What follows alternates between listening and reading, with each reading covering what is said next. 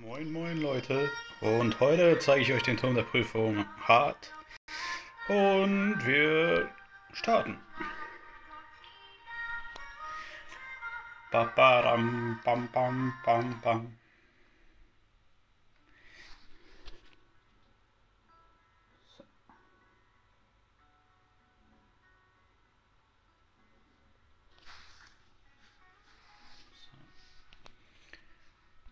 Wir haben Virat dabei, den Wasserdrachen, dann haben wir noch Spectra dabei, den Feuergreif, Muff, den Windpinguin-Ritter und dann noch Wördehill, den Feuervampir. Oh nein.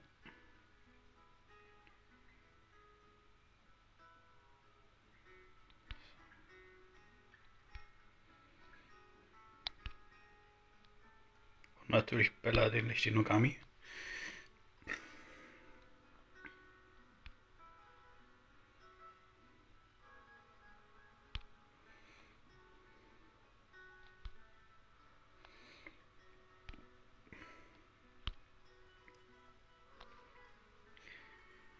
Als Gegner haben wir den Feuersuccubus und die Windsylphid.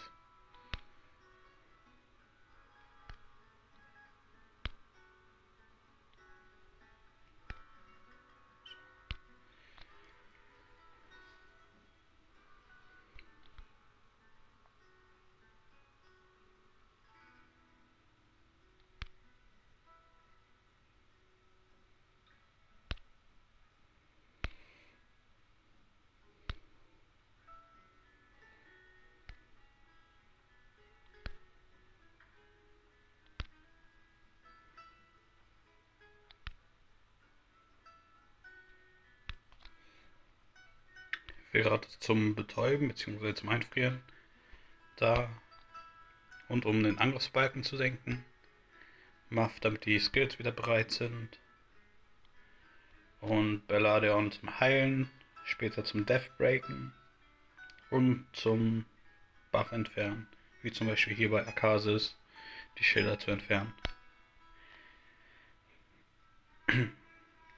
Ihr solltet versuchen, auf jeden Fall die Gegner immer im Freeze bzw. Stun zu halten. Denn so ein Angriff, wie ihr gesehen habt am Anfang, kann doch schon ganz schön reinhauen. So, das erste Viech ist gleich tot. Dann gehen wir auf Akasis drauf.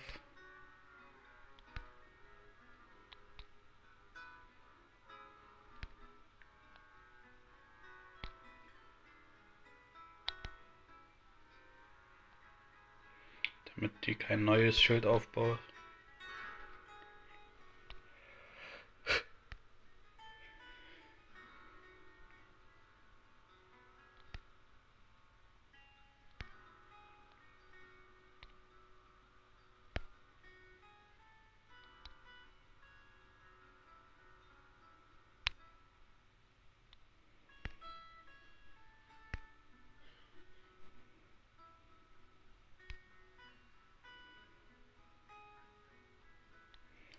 Dann senken wir weiter in die Verteidigung, damit Spectre genug Schaden raushauen kann und das Ganze etwas schneller vorangeht.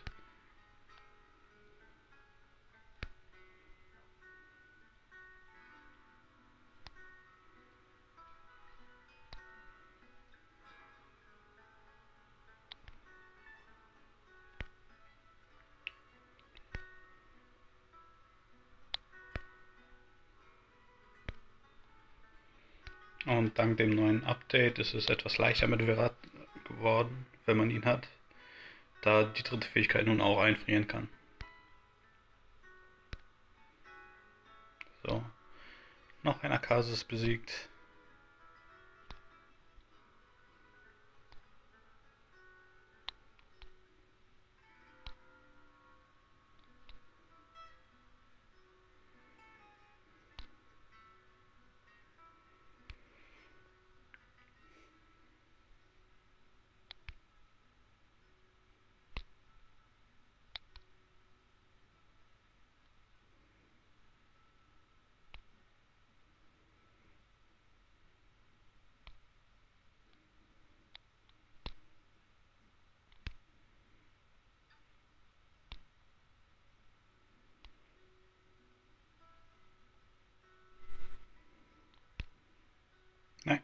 So, wollte provozieren.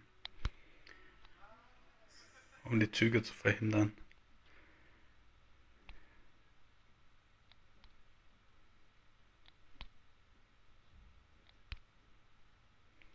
Denn jedes weitere Schild zieht den Kampf unnötig in die Länge.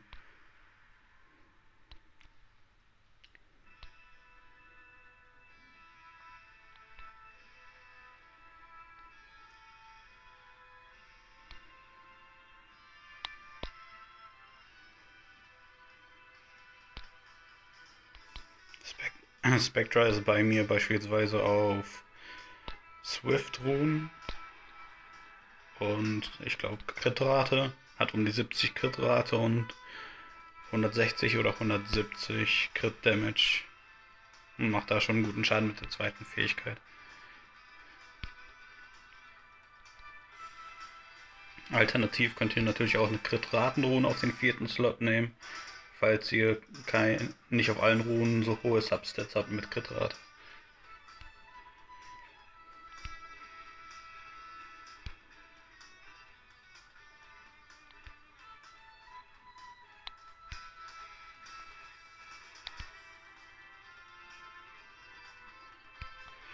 Und wie immer solltet ihr darauf achten, sobald die Welle vorbei ist, beziehungsweise fast vorbei ist, die Skills wieder bereit zu haben für den nächsten Kampf.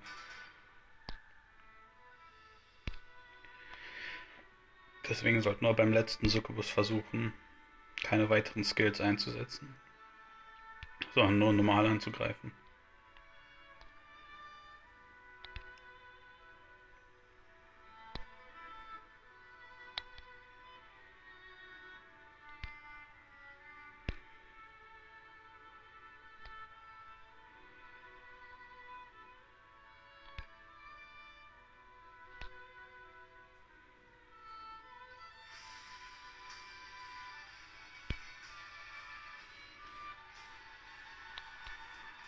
So, Provokation, das sollte dann noch reichen.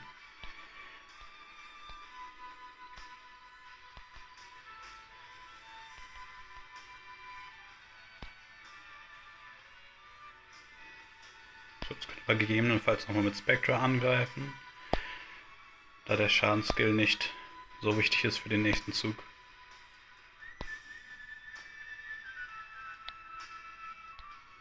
Heilung werden wir wahrscheinlich auch nicht benötigen, weil in der nächsten Runde die Gegner erstmal wieder eingefroren werden. So. Zack, provozieren wir mal, damit niemand unnötig stirbt.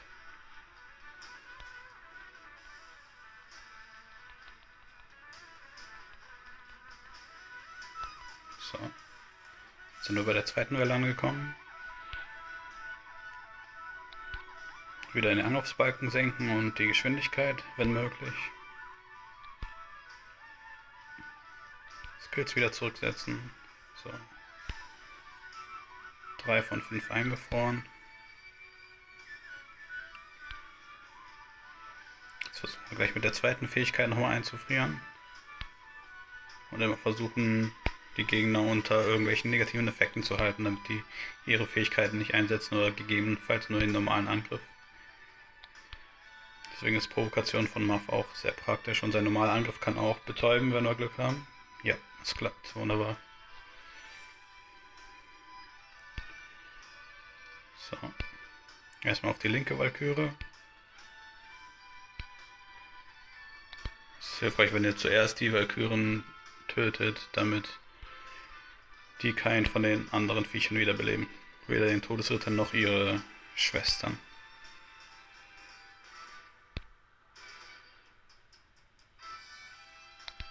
So, nochmal zurücksetzen alles. Ah, fast perfekt. So. Wieder Verteidigung senken. Könnt ihr schon mal auf Vorrat machen bei allen Viechern. Dann erspart ihr es euch später dann nochmal den Debuff drauf zu hauen. So.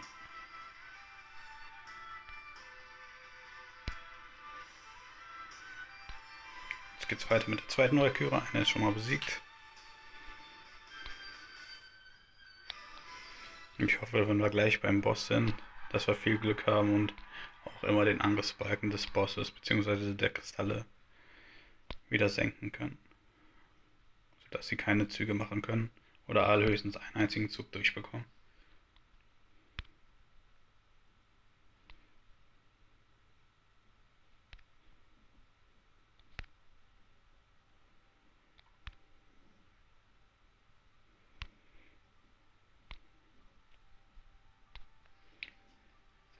Beim letzten Versuch, da hatte ich Verat mit Despair-Runen dabei.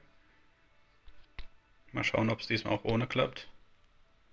Der hat ein wenig mehr Trefferrate, also ACC.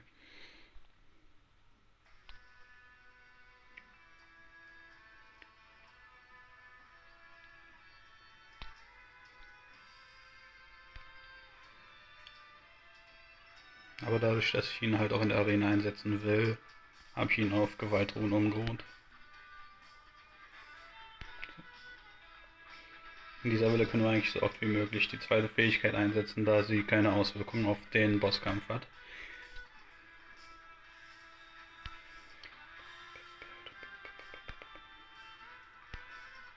Denn nur die dritte Fähigkeit ist ja da, um den Angriffsbalken zu senken. Die zweite ist nur zum Einfrieren da.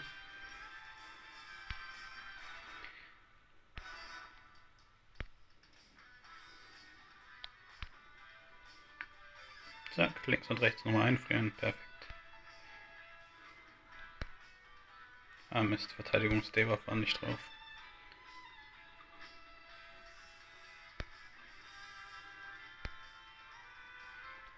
So.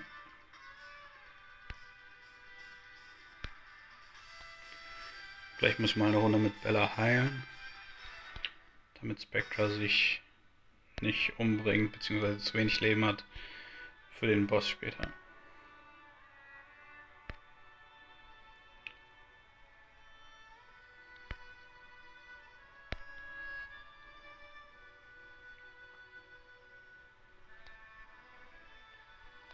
Ich hätte gern bei meinem Verat die Skills voll, damit er die dritte Fähigkeit schneller wieder einsetzen kann, aber Devilmons, ein durchgehendes Problem. So kommt man halt nicht zu Skill-Ups, vor allem nicht bei natürlichen 5-Sterne-Monstern. Dass es schwierig ist, irgendwelche als Food zu bekommen. Und selbst wenn man mehrere von einem Drachen hat, sollte man die eher nicht als Food benutzen, sondern vielleicht als verschiedene Varianten. Zum Beispiel einen ausgelegt für den Turm und einen ausgelegt für die Arena. Und dann vielleicht sogar noch einen ausgelegt für die Arena-Offensive und einen für die Defensive. Also es gibt mehrere Variationsmöglichkeiten, sodass man selbst bei doppelten oder dreifachen 5-Sterne-Monstern die nicht einfach opfern sollte. Nur für den Skill-Up.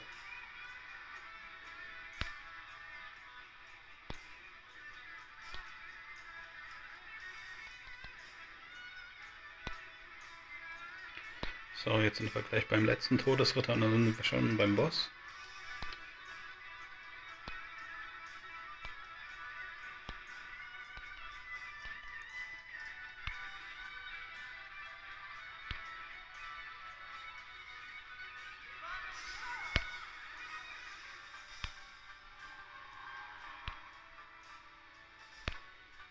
So, nochmal provoziert, nochmal heilen.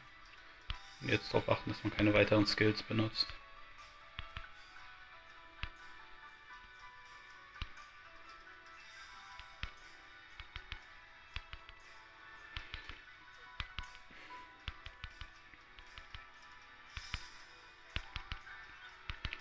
So, und jetzt sind wir gleich beim Boss. Und da ist er. So. Und am besten nicht auf den Boss gehen, da er Schaden reflektiert, sondern immer nur auf die Kristalle. Denn nur Spectra ist da, um Schaden zu verursachen. So. Hoffen wir mal, dass es runtergeht. Sehr gut. So. Zack. Da könnt ihr schon sehen, wie viel Schaden wir ungefähr machen. Nur der Speed Debuff wäre mir halt gerade ganz lieb auf dem Boss, aber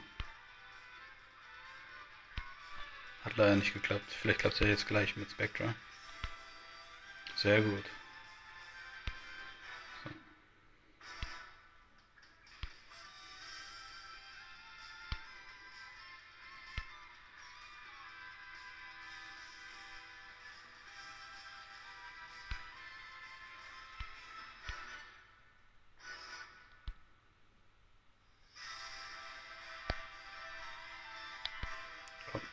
Sehr gut, Angriffsbalken wieder runter. Jetzt hauen wir einmal Heilung von Bella raus.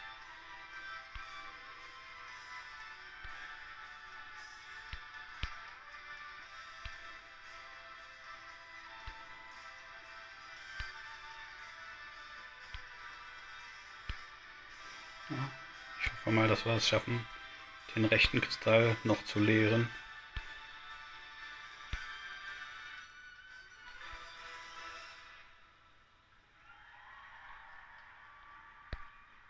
Ja, haben wir wieder ein bisschen Zeit gewonnen.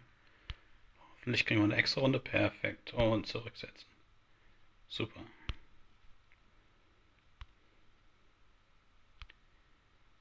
Zack.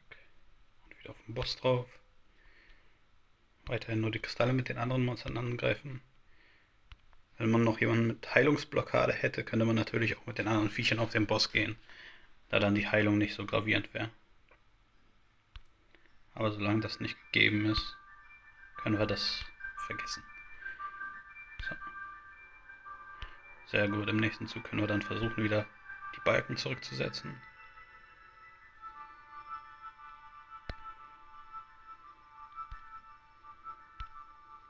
Zack. Und leider kein Glück gehabt. Dann müssen wir hoffen, dass unsere Viecher das jetzt gerade überleben.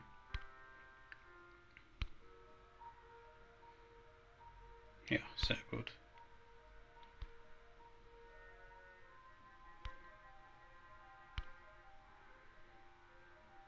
Dann wieder Death Break.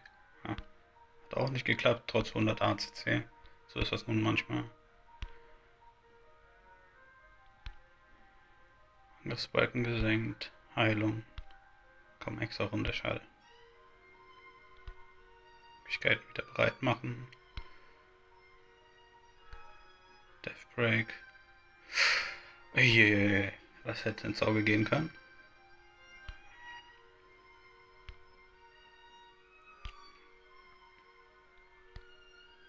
Speed Day war auch sehr gut. Death Break. Jetzt müssen wir noch auf die Heilung warten von Bella, damit wir mit Spectra wieder angreifen können. Erstmal Angriffsbalken zurücksetzen. Oh, bei beiden nicht geklappt. Sehr schlecht. Sehr, sehr schlecht.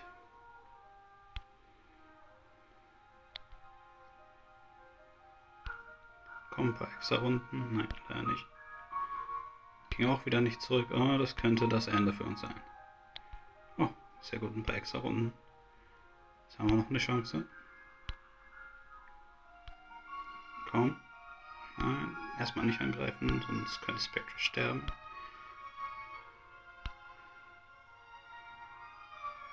Sehr gut. Gutes Ziel ausgewählt, Boss.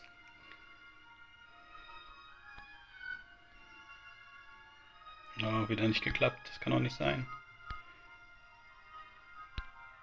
Also es kann wohl sein, aber ich hätte es mir nicht gewünscht.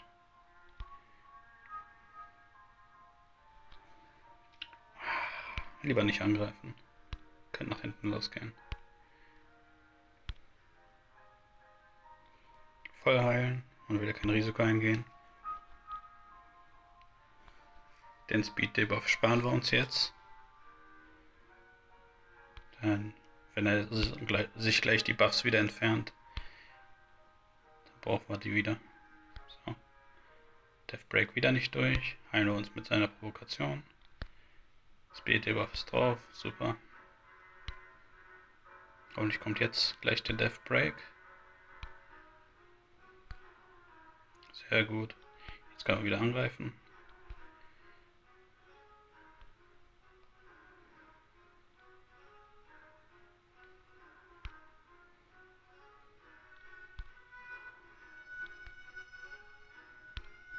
Und dann versuchen wir gleich wieder den Angriffsbalken zu senken. Perfekt. Und wieder auf den Boss drauf.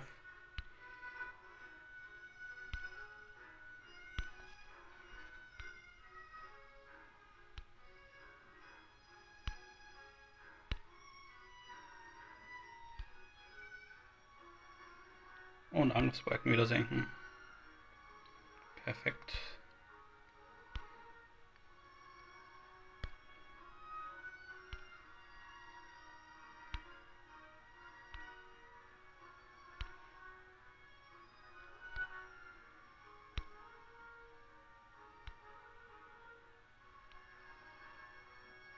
So.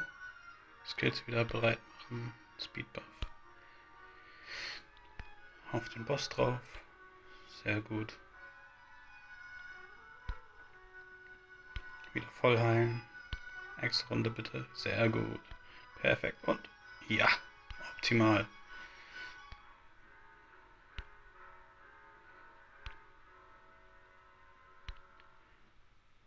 Dann gleich wieder auf den Boss drauf.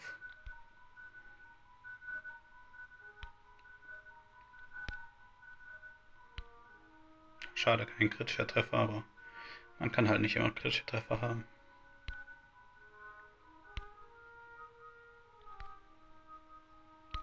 Sehr gut. Wie er den Balken senken kann. Ich weiß, ich finde ganz schön viel sehr gut. Und nochmal zurücksetzen. Immerhin beim Kristall hat es geklappt.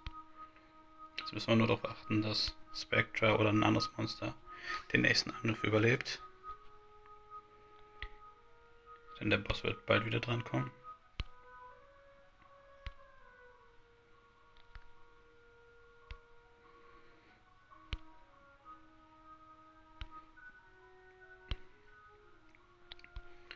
Oder? Extra Runde bitte. Ja, perfekt. Der Boss kommt auch nicht dran.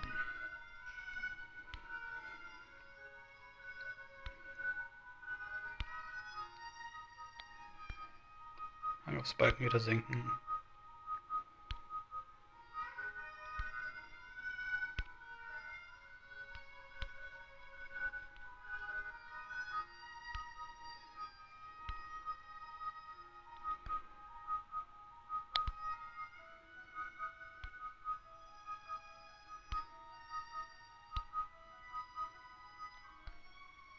Ja, das sollte reichen für unseren nächsten Zug mit dem Drachen.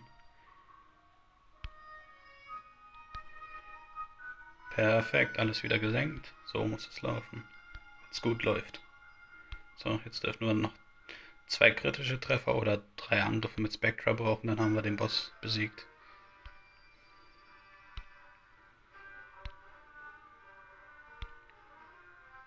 So, Pinguin setzt gleich wieder eine Runde zurück.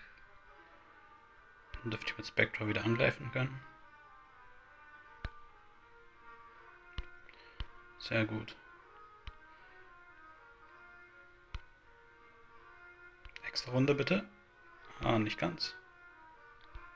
Heilung nochmal. Angriff.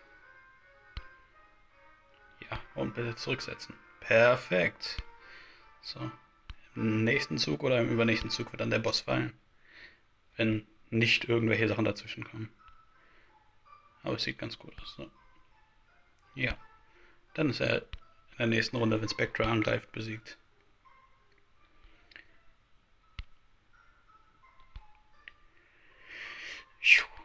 So, nochmal versuchen zu senken. Perfekt. Mann, heute haben wir aber echt Glück. Angriffsbalken jedes Mal gesenkt. Fast jedes Mal. Und da ist der Sieg. Mit 50.000 Schaden abgeschlossen. Das war der Turm der Prüfung vom Mai, der jetzt noch im Juni läuft und bald endet. Vielen Dank, Leute, fürs Zuschauen und viel Spaß euch noch.